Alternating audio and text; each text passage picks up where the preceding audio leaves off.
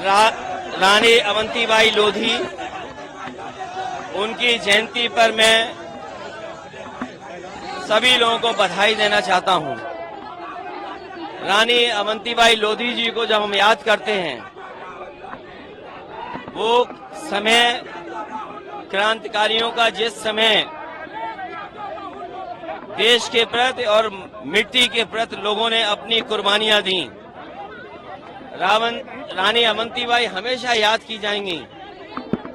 उन्होंने आजादी की लड़ाई लड़ी और जिस तरीके से अंग्रेजों से मुकाबला किया, महिला होने के बावजूद भी अपने सम्मान के लिए और भारतवर्ष के सम्मान के लिए उन्हें कोई भी जोखिम उठाना पड़ा होगा, उन्होंने जोखिम उठा करके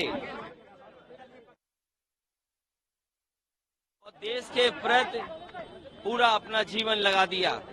मैं इस मौके पर समाजवादी पार्टी के विधायक राहुल लोधी जी को और उनके साथ प्रदेश के तमाम जिम्मेदार लोग आए हैं, मैं उनको धन्यवाद देता हूं, बधाई देता हूं। और मैं ये कहता हूं कि हर वर्ष इसी तरीके से रानी अवंतीबाई लोधी जी का यहाँ कार्यक्रम किया जाए, जिससे न केवल पार्टी के लोग बल्कि समाज और देश के लोग भी जाने कि किस तरीके से रानी अवंतीबाई लोधी जी ने कुर्बानी देकर के देश को आजादी दिलाने के लिए लड़ाई लड़ी।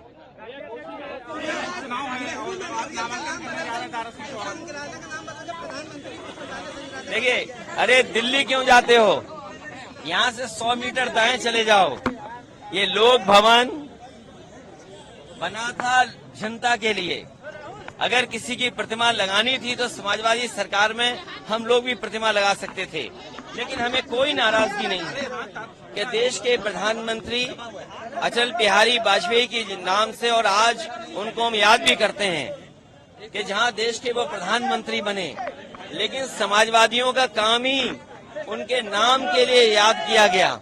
समाजवादियों का काम ही उनके नाम को आगे बढ़ाने के लिए याद किया जा रहा है। ये जो नाम बदलने की राजनीति है, ये लगता उत्तर प्रदेश से दिल्ली वालों ने सीखा है। यही स्टेडियम जो भगवान विष्णु के नाम पे था, एकाना, अटल बिहारी वाजपेयी जी के नाम पे किया, हमें कोई नाराजगी नहीं है।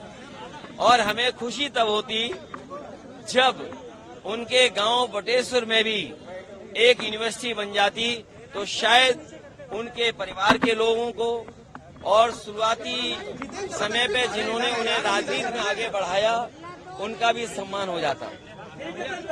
और घोसी में समाजवादी पार्टी जीतने जा रही है। समाजवादी पार्टी घोसी का उपचुनाव ऐतिहासिक वोटों से जीतने जा रहा है। बीजेपी समीकरण नहीं बना रही है, बीजेपी अधिकारियों को बैठा रही है, पैसे का इंतजाम कर रही है, लोगों को डराने का इंतजाम कर रही है, लोगों पर कैसे दबाव बना करके वोट लिया जाए। लेकिन हमें घोसी की जनता पर पूरा भरोसा है कि घोसी का संदेश उत्तर प्रदेश नहीं देश में जाने जा रहा है। और उत्तर प्रदेश की सरकार जो झूठी है, जिसने किसानों की आय दोगुनी नहीं की, आज भी टमाटर सस्ते नहीं हैं, हर चीज महंगी हो गई है, उसका जवाब सरकार के पास नहीं। बेरोजगारी बढ़ रही है, उसका भी जवाब सरकार के पास नहीं है। बड़ी जनसभा घोषित कर रहे हैं लोग, सीएम से लेकर सभी आज सभी लोग खुशी में हैं। अरे ये हमारे लिए सवाल नहीं है। सवाल ये है कि उत्तर प्रदेश कैसे आगे बढ़े। देखिए, आज तो आसमान भी खुश हो गया हम पे रात पर। और हमें आपको सोचना ये चाहिए कि हिमाचल में जिस तरह घटना हो रही है, मकान गिर रहे हैं, बिल्डिंगें गिर रही हैं, और जिस तरीके से प्राकृतिक आपदा आ गई है, कई सौ लोगों की जान गई है, हमें सोचना होगा कि हम प्रकृति को कैसे बचाएं, पर्यावरण को कैसे संरक्षित रखें। जहां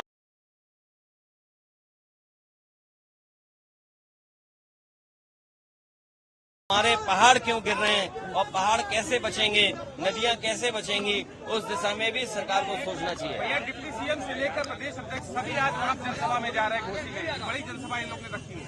ये जनसभा नहीं, ये उपलब्धि बताएं कि टमाटर महंगे क्यों हैं, सब्जियां महंगी क्यों हैं, रिफाइंड तेल महंगा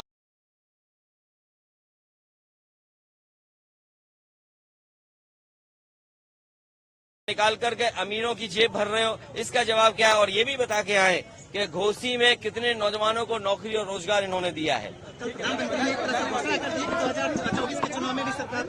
देखिए, लोकतंत्र में कल क्या होगा किसी को नहीं पता, और लोकतंत्र में अगर लाल किले से ये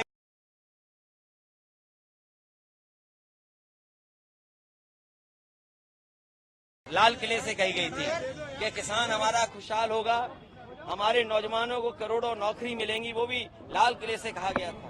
लाल किले से ये भी कहा गया था कि कोई भी घर नहीं बचेगा जहां शौचालय नहीं बन जाएगा, कोई गरीब नहीं बचेगा जिसमें घर नहीं होगा। तो आखिरकार क्या वो वादे जो